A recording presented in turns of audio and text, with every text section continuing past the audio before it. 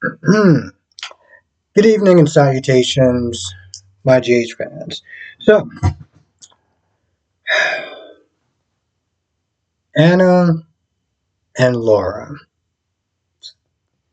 You know, this is the part of the episode that kind of annoyed me because they are sitting there looking like they are dumbfounded. Like they are just like, wait, hold on.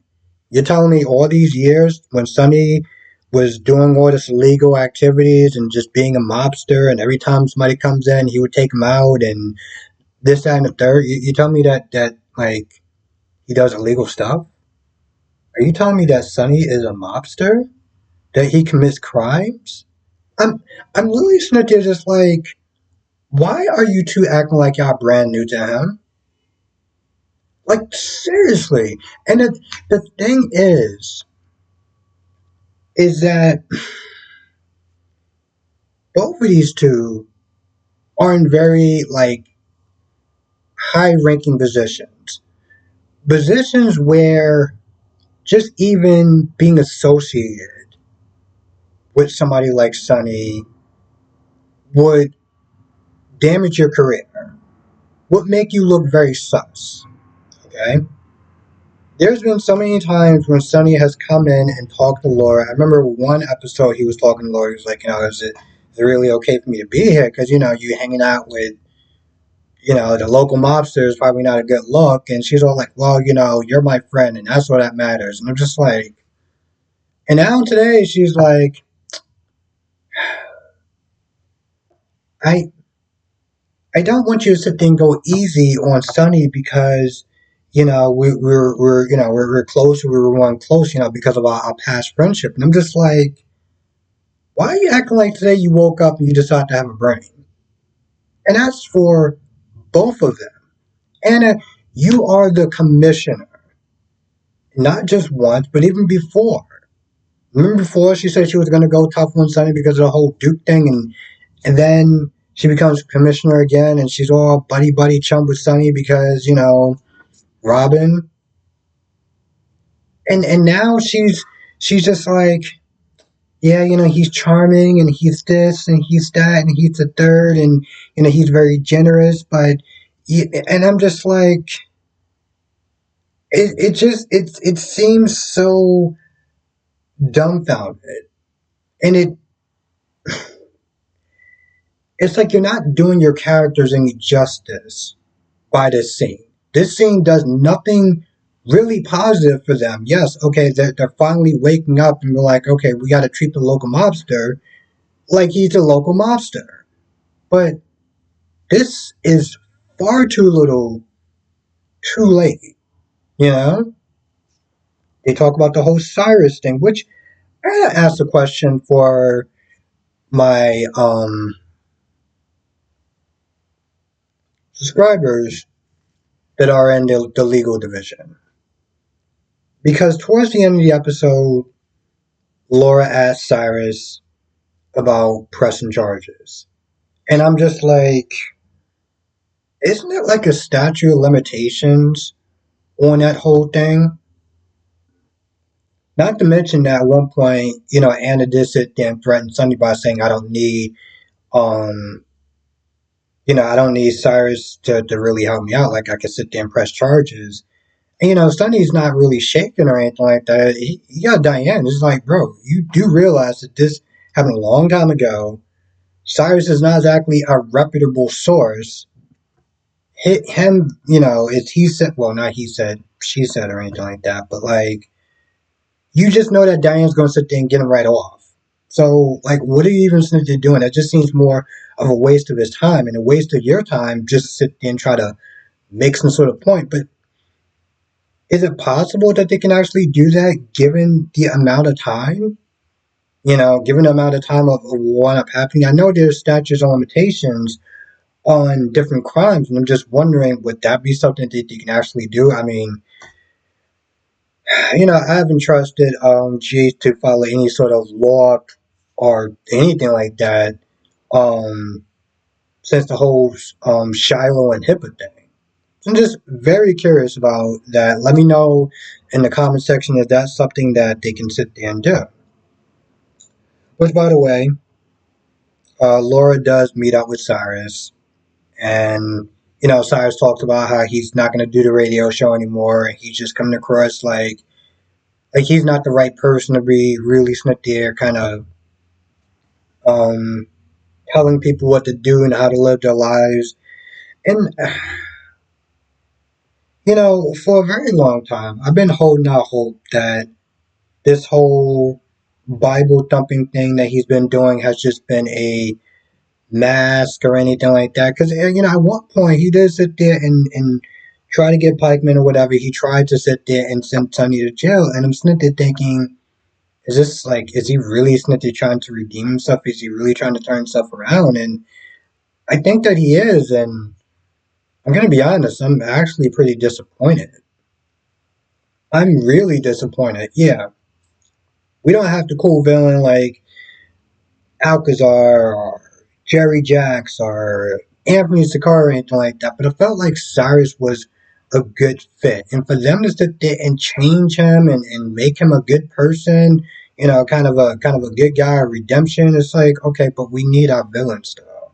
We need our bad people. This is the reason why I rock with Nina. Not because I think everything that she's doing is right, but because she screws up in a way where it's entertaining. We kind of need that. And them trying to redeem Cyrus is like, really? Um,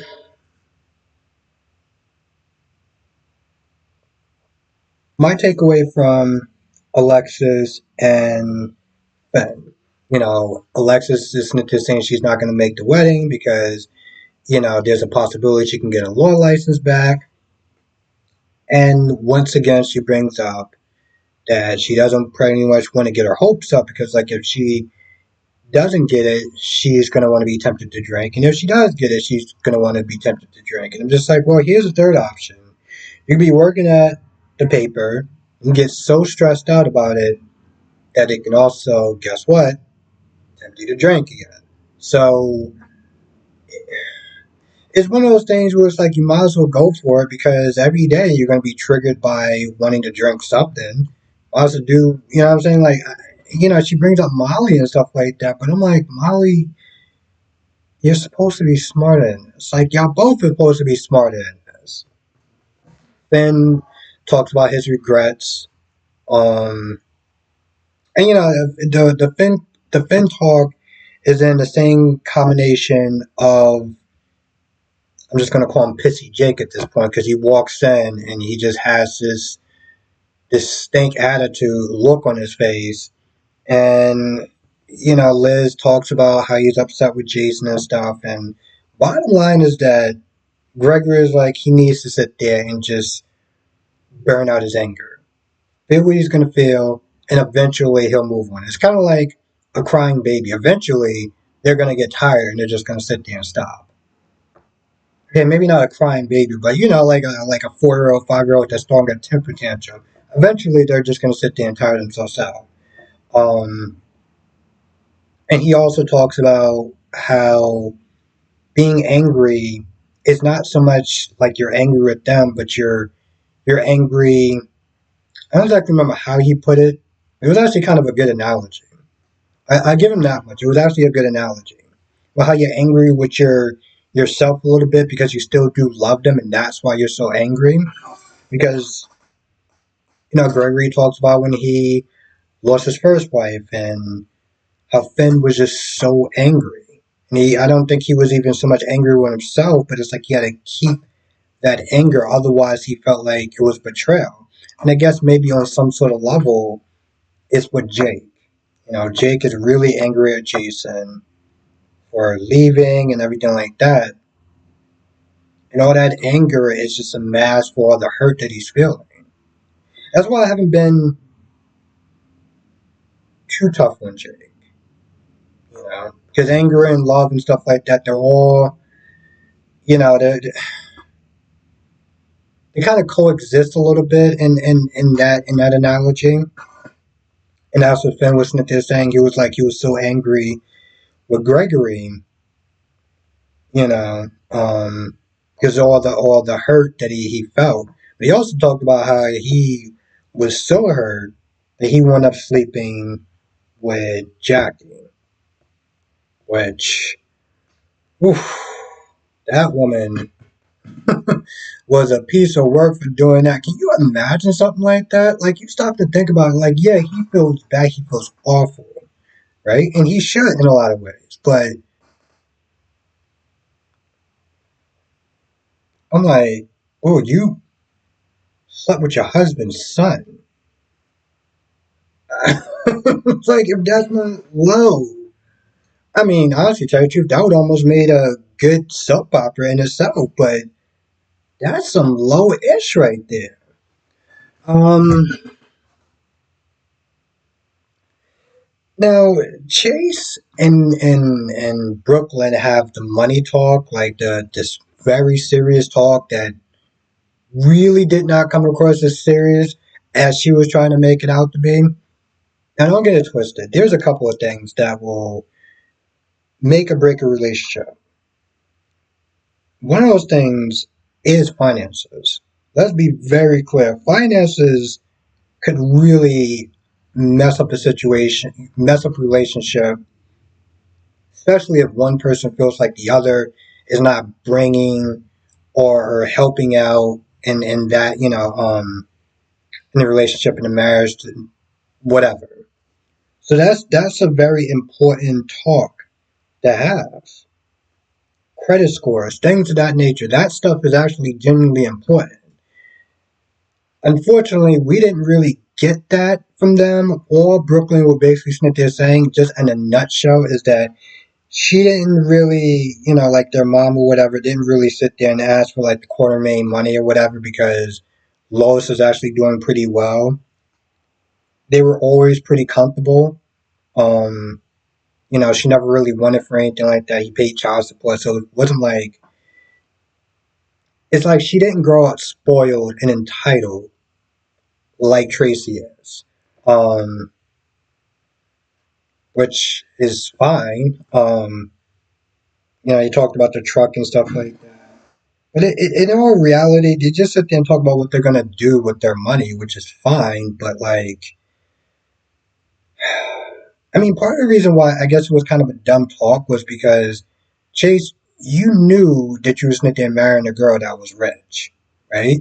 So, I mean, if he had any sort of reservations or being like, oh, I don't want you to sit there and buy my truck. I mean, I'm a man. I'm supposed to be sitting there representing in the house. It's like, bro, you're a cop and she has $250,000 money. Y'all not on the same level from jump. That's something you should know just going into it. So that whole talk about money just seemed kind of somewhat pointless. Chase isn't a gold digger, and you're not an entitled brat, so what are we really even talking about? I think that's the whole reason why I'm just like watching the scene and I'm looking at my phone and I'm just like, I'm not getting anything from this because this is just an unnecessary talk to have. Now, for average day Joe, average day people, yes, that's an important conversation, but no. That'd be like Sonny and Nina before they get married, they talk about their finances. What's to talk about? You're both rich. Seems like a meaningless conversation. That's exactly what I saw when I watched those two. Now, as I said towards the end,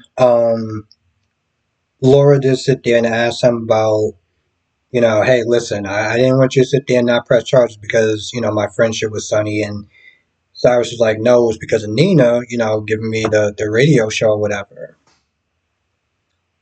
And there's one point where Cyrus is like, so do you want me to sit there and press charges? And Laura's like, no, that has to be up to you. And that's why I sit there and ask the question, like, even if he does decide to do it, isn't it too late for that? Or is that just not really, like, he can still file for it? Or how long? Like, is there an expiration date? Like, if I sit there and get my ass beat, 4 months down the line, can I sit there and still press charges? Or is it just like, can't really do anything? Anyway, I feel like that's pretty much about it. I can't really think of anything else that wound up happening. Um, Yeah, I can't really think of anything else that went up happening. There's probably a lot more to sit there and dig into. Um, so as I always sit there and say, come to the live stream tonight, 8 p.m. Eastern, 5 p.m. Pacific. We'll sit there and talk about all the shows, General Hospital, Days of Our Lives, Born and Beautiful, and Young and Restless. I do got thoughts on those as well. Um, yeah, come through tonight, and we'll talk about it. I'll see you in the next video.